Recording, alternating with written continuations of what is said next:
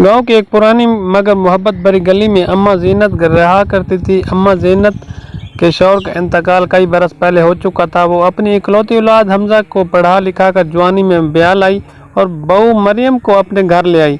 मरियम नरम दिल, इबादत गुजार और तलीम याफ्ता लड़की थी, लेकिन गांव की रवायती फ़िज़ा और अम्मा ज़ीनत के सख्त मिजाजी के साथ चढ़ना उसके लिए आसान न था। अम्मा ज़ीनत अपने वक्त की बड़ी मोहतात और असूल पसंद औरत थी। छोटी छोटी बातों पर टोक देना, काम में कमी को बर्दाश्त न करना और बहू को परखते रहना उनकी आदत थी। मरियम दिन रात खिदमत में जती रहती, मगर अम्मा को लगता कि बहू में अभी पुरानी नस्ल की औरतों वाली बर्दाश्त और खिदमत का वसफ़ कम है। यही सोच दोनों के बीच खामोश फासले पैदा करती गई। रबीउल अव्वल करीब आ रहा था। गांव के हर गली खुशबुओं और रोशनियों से जगमगाने लगी। मस्जिदों में नातों की महफिलें होने लगी, बच्चे झंडे लहराते फिरने लगे। मरियम के दिल में भी ख्वाहिश थी कि वो उस बार घर को ख़ास तौर पर सजाए और महफिल मिलाद का एहतमाम करे। उसने हिम्मत करके एक दिन अम्मा से कहा, अम्मा अगर आप इजाज़त दें तो इस साल मैं घर में मिलाद उन नबी सल्लल्लाहु अलैहि वसल्लम की महफिल रखना चाहती हूँ। अम्मा ज़ीनत चौंक उठी। वो सोचने लगी, बहू की बात में इखलाक है, यह मकसद दिखावा। मगर दिल की किसी कोने में एक पुरानी हसरत जागी कि बरसों बाद उनके घर में हजूर सल्लल्लाहु अलैहि वसल्लम का जिक्र की महफिल हो। वो कुछ लम्हे खामोश रहे, फिर बोली, अच्छा है, मगर सब कुछ दीन के असूलों के मुताबिक होना चाहिए, ना कोई दिखावा ना फजूल खर्ची। मरियम के दिल में खुशी की लहर दौड़ गई।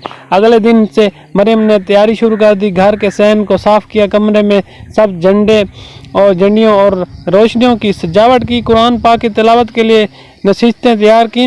अम्मा ज़ीनत दूर से ये सब देखती और कभी कभार रहनुमाई भी देती। बेटा, झंडियों यूँ लगाओ कि सहन में रोशनी सीधी दिल को लगे, और हाँ, नाते पढ़ने से पहले दुरूद शरीफ ज़रूर पढ़वाना। यूँ दिन गुजरते गए। मरियम जब कभी थक जाती तो अम्मा खामोशी से उसके हाथ में शरबत का गिलास थमा देती। मरियम के दिल में पहली बार ये एहसास जागा कि अम्मा के अंदर कितना प्यार छुपा हुआ है, बस इज़हार का तरीका मुख्तलिफ है। रबीउल अव्वल की 12 तारीख की रात आ गई। घर चिरागों की तरह जगमगा रहा था। औरतें और बच्चियां महफिल में आईं। अम्मा ज़ीनत सफ़ेद दुपट्टे ओढ़े सहन के कोने में बैठ गई। उनके चेहरे पर बरसों की दुआ और यादों का नूर झलक रहा था। महफिल शुरू हुई तो मरियम ने नात शरीफ पढ़ी।